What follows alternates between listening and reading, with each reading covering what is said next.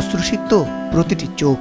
এ কান্না খুশির, আপন মানুষকে ফিরে পাবার, আতঙ্কে ভরা একটি অনিশ্চিত জীবন থেকে নিশ্চিত জীবনে ফিরে আসার কান্না।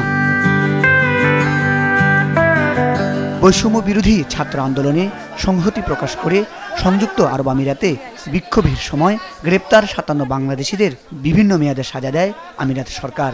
সেই সময়কার স্মৃতিচারণ করলেন দেশফেরত প্রবাসীরা। 52 আন্দোলনে আমি ছিলাম না, যেহেতু আমার জন্ম হয়নি। 71 আন্দোলনে আমি ছিলাম না, তখন আমার জন্ম হয়নি। কিন্তু 2024 সালের আন্দোলনে আমি ছিলাম, যেহেতু আমার জন্মগ্রহণ করা হয়ে গিয়েছিল আর আন্দোলনে যোগ দেওয়ার মতো বয়সও আমার হয়ে গিয়েছিল। দেশকে ভালোবাসার জন্য যথেষ্ট বয়সও হয়ে গিয়েছিল। দেশকেও ভালোবাসি, দেশের মানুষকেও ভালোবাসি। তো সমস্ত ব্যস্ততার পরে যখন মোবাইলে আসি তখন আমরা দেখতে পাই গুলির শব্দ, শুনতে পাই। কোথাও দেখি রাস্তার মধ্যে রক্ত ছিটে ফোটা পড়ে আছে, কোথাও দেখি বোনদেরকে ধাক্কা মেরে ফেলে দেওয়া হচ্ছে, বোনদেরকে মারা হচ্ছে, ছাত্র ভাইদের উপর আক্রমণ করা হচ্ছে। তো এগুলা দেখতে দেখতে আসলে আমি যদি বলি, আমি মানুষ হিসাবে আমি সহ্য করতে পারিনি। আমি নির্দিষ্টভাবে কোনো দলের সাথে জড়িত নেই যে আমি দলের স্বার্থে আমি করেছি, ঠিক আছে। আমি যেটা করেছি সেটা আমি আমার দেশকেও ভালোবাসি, আমি আমার ছাত্র ভাই মানে মানুষকেও ভালোবাসি। ওই দেশের কানুন ভঙ্গ করার কারণে আমাদেরকে ওইখান থেকে দেশে পাঠিয়ে দেওয়া হয়। তো সবাই কেউ কম ক্ষতিগ্রস্ত হয়েছে, কেউ বেশি ক্ষতিগ্রস্ত হয়েছে। রাজতন্ত্র দেশে যদি প্রতিবাদ করি, 1 থেকে 4-এর ঊর্ধ্বে যদি কেউ সমবেত করে, রাজতন্ত্র আইনে ফাঁসি হবে। আমরা ফাঁসিকে তোয়াক্কা করে আমরা দেশকে খুনিয়াসিরা পতন করার জন্য আমরা হাজারো জনতা, হাজারো যুবক, হাজারো ছাত্ররা আমরা প্রতিবাদ করেছি। তার প্রতিবাদে আজকে ইউএই কারাগারে 500-র অধিক আজকে আমরা কারাবন্দী। তার ভিতরে আমি একজন 10 বছর সাজাপ্রাপ্ত, আমার ডানে যিনি ছিলেন উনি 25 বছর সাজাপ্রাপ্ত। আজকে আমরা টোটাল 114 জন আমরা মুক্তি পেয়েছি। যা হয়েছে আমরা দেশের জন্য করতে গেছি, এটা আমাদের কপালে ছিল। হ্যাঁ, আমাদের দেশের বাইরে কি শহীদ হয় নাই?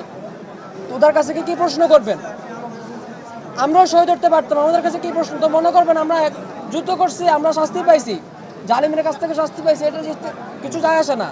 দেশ স্বাধীন হয়েছে, দেশ মুক্তি পাইছে, এটাই সবচাইতে বড় একটা বিষয়। সরকার পতনের পর অন্তর্বর্তীকালীন সরকার ক্ষমতা গ্রহণ করে, কূটনৈতিকভাবে সমাধান করেন বিষয়টি। এরপরেই দেশে ফিরলেন 14 প্রবাসী, বাকিরাও ফিরবেন পর্যায়ক্রমে।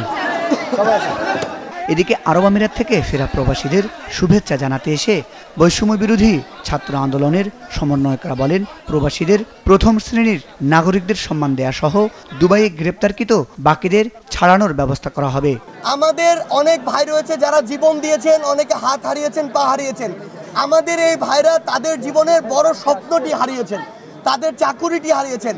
আমরা অন্তর্বর্তীকালীন সরকারকে স্পষ্ট করে দাবি জানাই, অন্তর্বর্তীকালীন সরকার যেন আমাদের ভাইদের কর্মসংস্থানের ব্যবস্থাটি করেন। এই দেশে সবচেয়ে বেশি ভোগ করে কম এবং ত্যাগ করে বেশি হচ্ছে রেমিটেন্স যোদ্ধারা।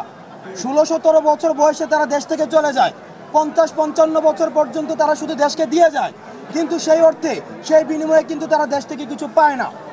আজকে অন্তর্বর্তীকালীন সরকারের মধ্য দিয়ে আমরা আহ্বান জানাবো, প্রবাসী সরকার যারা রেমিটেন্স যোদ্ধা রয়েছে তারা এই দেশের প্রতি যেহেতু ত্যাগ সবচেয়ে বেশি করে, তাদের ইনভেস্টমেন্ট যেহেতু সবচেয়ে বেশি, তাদের প্রতি যেন সবচেয়ে বেশি মানবিক হয়। শনিবার রাতে চট্টগ্রাম শাহ আমানত বিমানবন্দরে সাজাপ্রাপ্ত আরও 11 জন প্রবাসী দেশে ফিরেছেন। মুজাহিদ সাকিব, মাছরাঙ্গা নিউজ ডেস্ক।